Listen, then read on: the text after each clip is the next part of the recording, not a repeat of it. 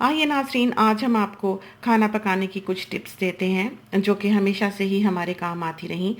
Recipe तो अपनी जगह है, लेकिन छोटी-छोटी चीज़ें हैं जो अगर आपको आएँ तो आपके खाने में बहुत इम्प्रूवमेंट पैदा हो जाती है। इस चैनल को बने हुए 2 बरस से कुछ ज़्यादा हुआ है और काफ़ी शोहरत पाई इसने, और जिस तरह पर हमें रोज़ के कुछ सवालात मौसूल होते रहे, उससे हमें अंदाज़ा हुआ कि अगर किसी की कोई चीज़ बिगड़ती है तो क्या वजह हुई होगी। और हमारा बस चले तो ये रेसिपीज़ जो हैं ये हम 1-1 मिनट की ही दें, चूँकि टाइम ऐसी चीज़ है जो कि आज के दौर में किसी के पास भी नहीं है।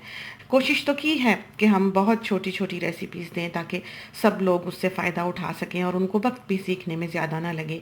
और दूसरा ये है कि इंग्रेडिएंट्स जो हैं वो हमने इंग्लिश में बोले हैं, ख़ासकर इसलिए कि बहुत से व्यूअर्स जो हैं वो हमारे इंग्लिश स्पीकिंग हैं और बहुत से हैं जो मुख्तलिफ़ ज़ुबान रखते हैं। उनके लिए ये फ़ायदा होता है इंग्लिश में कि वो गूगल पे डाल के उस लफ्ज़ को उसकी तस्वीर देख सकते हैं। इस वजह से ये नाम जो है ये हम इंग्लिश में देते हैं।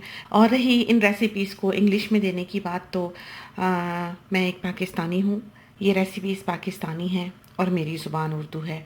हाँ, ये ज़रूर है कि इन रेसिपीज़ को इंशाल्लाह हम इंग्लिश में भी साथ-साथ डब कर रहे हैं। वक़्त की कमी के बायस ये है कि इंग्लिश में इनको डब करने का काम जो है वो थोड़ा सुस्ती से ही किया जा रहा है। तो सबसे पहले जो सवाल हमें मौसूल होता है वो चावलों के बारे में होता है कि आपने कौन से चावल इस्तेमाल किए हैं। तो वो ये बैग है, किला एक्सेल इन चावलों का नाम है और एक्स्ट्रा लॉन्ग ग्रेन है। और आज के दौर में जो सबसे बेहतरीन चावल इस दुनिया में मौजूद हैं वो ये हैं। ये आलू अंडे हैं जो हमने बनाए हैं, एक इमरजेंसी डिश है। और इसमें जो है ये आप ये गलती करेंगे सबसे ज़्यादा कि आप अंडों को ज़्यादा पका लेंगे। जब आप देखें कि ये जुड़ने लगे हैं, एकदम से इकट्ठे होने लगे हैं और अभी मॉइस्ट ही हैं, तो उस वक्त ही आपने इसकी स्टोव की हीट बंद कर देनी है और फौरी तौर पर इनको पॉट में से निकाल लेना है। अगर ये ज़्यादा पक जाएगा तो इसमें से एक ख़ास किस्म की हमक आने लगेगी, यानी कि स्मेल आने लगेगी। कुछ लोग पूछते हैं हमक क्या है, तो एक ख़ास किस्म की स्मेल होती है जो अमूमन खानों के साथ जोड़ी जाती है। अब हैं आलू की टिक्कियाँ, इसमें से अगर एक चीज़ भी मिसिंग हो तो ये आपको पता लगेगा कि इसमें कुछ कमी रह गई। तो जब तक आपके पास इसकी पूरी चीज़ें ना हो, आप इनको ना बनाएं। और यही जो आलू की टिक्कियों का हमने मसाला बनाया है, यही आलू के पराठों में डलता है। तो आप चाहें तो आप इनके पराठे भी बना सकते हैं। हाँ, शामी कबाब जो हैं वो फ्रीज़ किए जा सकते हैं, कच्चे आप बनाकर फ्रीज़ कर लें और जब भी तलेंगे वो ताज़े के ताज़े। लेकिन आलू की टिक्कियाँ जो हैं उनके टेस्ट में फ़र्क पड़ता है। कोई भी चीज़ जो आलू से तैयार की गई हो, आप उसको अगर फ्रीज़ करके दोबारा बनाते हैं तो उसका टेस्ट बदल जाता है। पालक गोश्त, पालक जो है वो बाहर के ममालिक में जो पालक मिलती है यूरोपियन कंट्रीज़ में या यहाँ ऑस्ट्रेलिया वगैरह में, अगर आप उसको बनाते हैं तो उसका टेस्ट जो है वो पाकिस्तान या इंडिया की पालक का सा नहीं है। तो सबसे बेहतर ये है कि अगर आप मज़ेदार पालक बनाना चाहते हैं तो इंडियन ग्रोसरी स्टोर्स पर अमूमन स्पिनच की इंडिया से आई हुई ये पालक की स्पिनच की क्यूब्स का पैकेट मिलता है, वो बहुत अच्छा रहता है।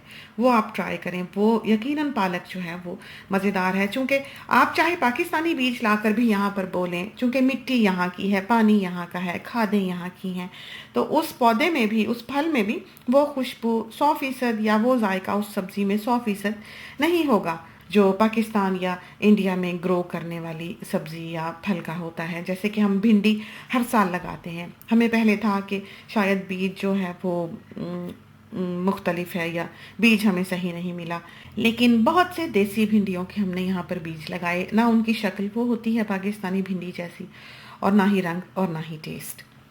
और ये नहीं कि उनका टेस्ट अच्छा नहीं होता, बस ये है कि एक इंसान आदी होता है एक जायके का, तो जिस टेस्ट के साथ वो पला बढ़ा होता है वो फिर वही तलाश करता है। अब आता है बैंगन आलू। बैंगन आलू जो है ये रेसिपी तो हमने दे दी, लेकिन इसमें कुछ ख़ास चीज़ें हैं जिनका आपको बहुत ध्यान रखना है। एक तो ये कि आपने आलू जब तक नहीं डालने जब तक आपके बैंगन पूरी तरह पक नहीं चुके, यानी कि आपका बैंगन अलग से टुकड़ा ना दिखे किसी बैंगन का, वो बिल्कुल हलवे की तरह स्मूथ एक पेस्ट बन चुका हो और उसका ऑयल अलग हो चुका हो। आप उसको वैसे भी बैंगन को चख के देखें, कच्चे को भी, तो वो थोड़ा सा कसैला होता है, उसमें थोड़ी सी हल्की सी कड़वाहट होगी, बिटरनेस है। तो आपने वो पानी हर सूरत में सुखाना है। जब ये बिल्कुल पक चुके, यकजान हो जाएं, उस वक्त आपने इसमें आलू डालने हैं। और अब ये भिंडी प्याज है। भिंडी के लिए सबसे मज़ेदार जो भिंडी मिलती है बाज़ार में, वो है बेबी ओखरा। छोटी छोटी भिंडियाँ होती हैं, बिल्कुल उंगली से भी छोटी, उसमें टेस्ट होता है, डार्क कलर की होती हैं और फ्रोज़न मिलती हैं पैकेट्स में। ओखरा जो है असल में वो ये भिंडी नहीं है जो हम पाकिस्तान वगैरह में खाते हैं, ये तो लेडी फिंगर है, लेकिन इसको पाकिस्तान इंडिया से ओखरा के नाम पर इंपोर्ट किया जाता है। बिरयानी के लिए सबसे इम्पॉर्टेंट चीज़ जो है वो चावल है, कि चावल जो है वो बेहतरीन हो और उनको बिल्कुल सही स्टेज पर आकर आप ड्रेन करें, निचोड़ लें। आपने उनको उस स्टेज पर निचोड़ना है जबकि उनके बीच में कच्चा ग्रेन ख़त्म ही हो। यानी कि अभी बाज़ दाने ऐसे होते हैं जिस वक्त हम निचोड़ रहे होते हैं कि बीच में अभी उनके मामूली सा ग्रेन महसूस होता है, तो जिस वक्त तक हम उनको निचोड़ते हैं, पानी उनका गिराते हैं, उस वक्त तक वो खुद ब खुद जो है वो अंदर से पक चुका होता है। बिल्कुल आपने एक ख़ास वक्त पर उनको पानी गिरा देना है, वरना यह है कि वो ओवर कुक हो जाएंगे और अच्छे नहीं बनेंगे, जुड़ जाएंगे। बोटी टिक्का ये एक बहुत ही टिक्कों की बेहतरीन रेसिपी है, जिसका जवाब नहीं। तो ये आप लैम्प से भी बना सकते हैं, गोट से भी बना सकते हैं, बीफ से भी बना सकते हैं। कोशिश ये करें कि बिल्कुल फ़ैट फ्री मीट ना हो, जितना उसमें फ़ैट होगा उतने ही मॉइस्ट और अच्छे ये तैयार होंगे। चिकन कॉर्न सूप, इसमें जो चाइनीज़ सॉल्ट हम डालते हैं, अजीनोमोटो जो हम डालते हैं, उसके ख़िलाफ़ काफ़ी महाज़राई जो है वो दुनिया में दिखाई देती है। तो अव्वल तो ये अगर ख़तरनाक चीज़ हो इतनी ही खाने के लिए, तो ऑस्ट्रेलिया में ये यूँ दस्तयाब ना हो, क्योंकि यहाँ की जो क्वारंटीन वगैरह है वो बहुत सख्त है। बहुत से ममालिक ऐसे हैं, बहुत सी अक़वाम ऐसी हैं जिनकी ये रोज़मर्रा डाइट का हिस्सा है, तो अगर कुछ होना है तो सबसे पहले उनको होगा। माश की दाल का पराठा, तो इसके लिए ये है कि आपके हस्बैंड्स जो हैं उनकी आदतें ख़राब हो जाएंगी और आपके मेहमानों की भी, फिर वो बाकी का खाना नहीं खाएंगे अगर आप ये पराठा बना देंगे तो। माश की दाल बनाना जो है वो एक ट्रिकी काम है। हर किसी से ये अच्छी नहीं बनती, हर किसी की इतनी नफीस भी नहीं बनती, तो ये बनाते बनाते आती है। भिगो के रखें, कोई दिन ऐसा आएगा कि ये आपकी परफेक्ट बनने लग जाएगी। दही बड़े माश की दाल के बनते हैं, यही रेसिपी है जो माश की दाल के बड़ों की भी है। माश की दाल आप रात को भिगो दें और सुबह उसको पीस लें, वो खुद ही पेस्ट बन जाएगा चूँकि उसने पानी जो है वो चूसा हुआ होगा। और उसके बीच में 2 टेबलस्पून आप बेसन के डाल दें और उसके बड़े बना लें। वो बनाकर आप फ्रीज़ कर दें और उसके बाद जब मेहमान आने हों तो आप उन बड़ों को उबलते हुए पानी में डाल दें और वो ताज़े के ताज़े जो हैं वो बड़े आपके तैयार होंगे। वो बहुत अच्छे रहते हैं फ्रीज़ करने के लिए। तो उनको आपने भिगो कर फ्रीज़ नहीं करना, बल्कि तल के सिर्फ फ्रीज़ कर लेना है। ये नहीं कि हमने बेसन के बनाए तो दही बड़े बेसन के ही बनते हैं, हमें पसंद है हमने बना लिए, लेकिन दही बड़े असल में माश की दाल के बनते हैं। मुगलई कौरमा बहुत मज़ेदार बनता है, एक यूनिक फ्लेवर है। करी पाउडर जो हमने इसमें यूज़ किया है, ये आपको कहीं ना कहीं से एक डिबिया जो है वो मिल जाएगी। यूरोपियन सुपरमार्केट्स में भी दिखाई देता है। बहुत मुमकिन है कि ये मद्रास का हो, चूँकि मद्रास के खानों में करी पाउडर जो है ये बहुत डाला जाता है। फ़िश बिरयानी अच्छी बनती है, बहुत ही तेज़ी से अगर आपने कोई राइस की डिश बनानी हो मेहमानों की आमद पर, तो वो ये बहुत आइडियल है उसके लिए। अब आती है fish, fried fish. Red emperor जो है वो बेहतरीन फ़िश है तल के खाने के लिए, उससे बेहतर और कोई नहीं है। और आम फ़िश जो बाज़ारों में हमेशा ही दस्तयाब होती है वो बासा है। बासा जो है वो इस तरह बनाने में भी बहुत अच्छी है। अब ये जो है ये फ्रूट केक है, बहुत अच्छा बनता है। अगर हमसे बन जाता है तो सबसे ही बन जाएगा। तो ये एक बहुत आसान, बहुत प्रैक्टिकल और बहुत ही मज़ेदार रेसिपी है। हाँ, जिनके पास अवन नहीं है, वो जो पॉट पिज़्ज़ा की रेसिपी है वो उसको देखें कि हमने पॉट में किस तरह पर पिज़्ज़ा बनाया है, उसी तरह पर ये केक जो है ये भी पॉट में बनाया जा सकता है। कढ़ाई चिकन, इस चैनल पर जितनी भी कढ़ाई रेसिपीज़ हैं वो एक से बढ़कर एक हैं। तारीफ़ हम इसलिए नहीं कर रहे कि ये हमारी रेसिपीज़ हैं या हमारे चैनल पर हैं, ये रेसिपीज़ तो जिन्होंने बनाई सारा क्रेडिट उनको जाता है। हमने तो दुनिया में घूमते फिरते जहाँ से जो अच्छी रेसिपी हमें मिली हमने चुन ली। ये खिचड़ी है, बहुत मज़े की बनती है। कभी भी आप इसको बासमती राइस से ना बनाएं, उसमें ये टेस्ट नहीं होगा। नए चावलों से, जैसा कि हमने अभी पहले बताया, आप इसको तैयार करें। वो थोड़ी ऐसे स्टिकी सी हो और मीठा होता है वो चावल, उसमें टेस्ट होता है। तो बहुत अच्छी बनती है। ये मशरूब जो है, इसमें आप वर्मीसेली जो है, राइस नूडल्स जो होती हैं वो उबाल कर डाल लें तो ये सचमुच का फ़ालूदा बन जाएगा। और पकौड़े, ये जो पुराने वक़्तों में पकौड़े बना करते थे, ये वो रेसिपी है। आज के दौर में इसमें और भी बहुत सी चीज़ें शामिल कर दी गई हैं, लेकिन वो पकौड़ों की समझें आज के दौर की मॉडिफाइड रेसिपी है। कुल्फ़ी जो है, ये समझें कि तरक्की याफ़्ता ज़माने का एक धोखा है। असल कुल्फ़ी जो पुराने वक़्तों में बनाई जाती थी वो तो बिल्कुल ही और चीज़ थी और तरह बनती थी, लेकिन इसका टेस्ट जो हमने ये बनाई है उस कुल्फ़ी के बहुत करीब-करीब है। रोटी बनाना जो है वो तजर्बे से आता है। ये जो फटाफट आपने देखा रोटी बन गई, फूल गई, ये बरसों की प्रैक्टिस का नतीजा है। आटा अच्छा होना ज़रूरी है, उसका टेम्परेचर ठीक होना ज़रूरी है, पैन की, तवे की थिकनेस काउंट करती है, आपकी हीट बहुत काउंट करती है। वक़्त के साथ-साथ जो है ये आपकी रोटी बेहतर होती चली जाएगी। सीख कबाब जो हैं वो मटन के, गोट के, चिकन मिंस के बनाए जा सकते हैं, किसी के भी आप बना सकते हैं, लेकिन असल जो सीख कबाब हैं वो बीफ के बनाए जाते हैं। जो जंगली तुरई होती है उसको रिज गॉड कहते हैं। टेस्ट उसका बिल्कुल ये जो मॉडिफाइड तुरई है उसी जैसा होता है। इसके और भी बहुत से नाम हैं, लेकिन ये जुकीनी और मैरो जो हैं ये कतन तुरई के करीब करीब नहीं है, उनमें तो टेस्ट है ही नहीं। ये है चिकन का शोरबा। तो आज के दौर में दो चीज़ें ऐसी हैं जो पुराने वक्तों की सी नहीं बनती। हर किसी को ये शिकायत होती है कि नानी दादी के वक्त के चिकन का शोरबा जो था और आलू गोश्त जो था उस जैसा क्यों नहीं बनता, या पाकिस्तान जैसा क्यों नहीं बनता।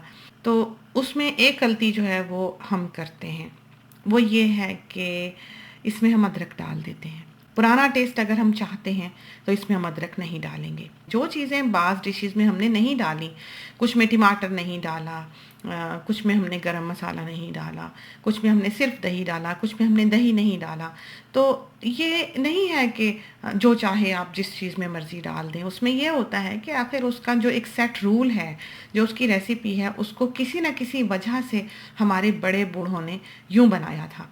पर्सनली आप जैसे चाहें किसी भी डिश को मॉडिफाई करें, लेकिन आपको असल बुनियादी रेसिपी का ज़रूर पता होना चाहिए, ताकि आप अपनी आइंदा आने वाली जनरेशन को, आइंदा आने वाली नस्लों को अपनी ट्रेडिशनल कुजीन से एक टच में रख सकें। वरना ये है कि वो सारे ये जो बने बनाए मसाला जात के पैकेट्स हैं इनका शिकार हो जाएंगे और उन्हें ये नहीं पता होगा कि खीर में क्या क्या डलता था। कल को अगर खीर के नाम पर सवैयाँ भी बेची जाएंगी तो वो उनको पता नहीं होगा कि ये सवैयाँ हैं।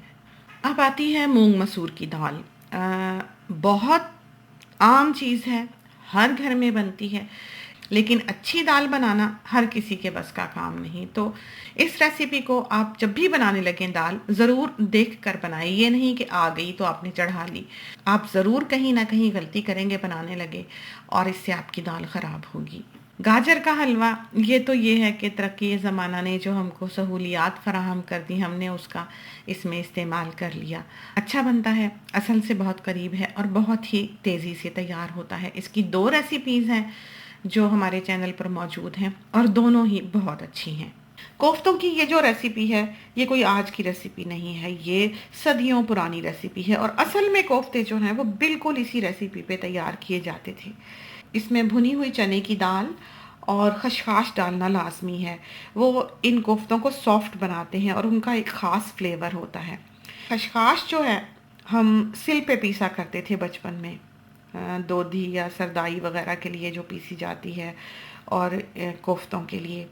बहुत से ममालिक ऐसे हैं जिनमें ये दस्तयाब नहीं है, तो ना सही ना डालें, कुछ और कर लें। जैसा कि हमने पहले कहा कि ये असल रेसिपीज़ हैं, ऑथेंटिक रेसिपीज़ हैं, इनको आपने संभाल के रखना है, ये हम सबकी ज़िम्मेदारी है। ये चैनल इत्तफाकिया तौर पर बंद तो गया, लेकिन इसको कंटिन्यू रखने की सबसे बड़ी वजह ये थी कि ये जो हमारी रेसिपीज़ हैं हमारे पुरखों की, वो एक तरह से संभाली जा सकें कि आइंदा नस्लों में ये कायम रहें। सदियों पुरानी रेसिपीज़ जो आज तक हम में कायम रहीं, वो इसीलिए रहीं कि बुनियादी तौर पर वो इतनी स्ट्रॉन्ग और इतनी परफेक्ट रेसिपीज़ थीं कि वो हमारी कुज़ीन का एक हिस्सा बन गई। पराठे जो हैं वो मुख्तलिफ़ किस्म के, दाल का पराठा, आलू का पराठा, मूली का पराठा इस चैनल पर मौजूद हैं, तो देख लें। ऑलिव ऑयल से बनाने की कोशिश करें और इसको अपनी रोज़मर्रा की डाइट का हिस्सा ना बनाएं।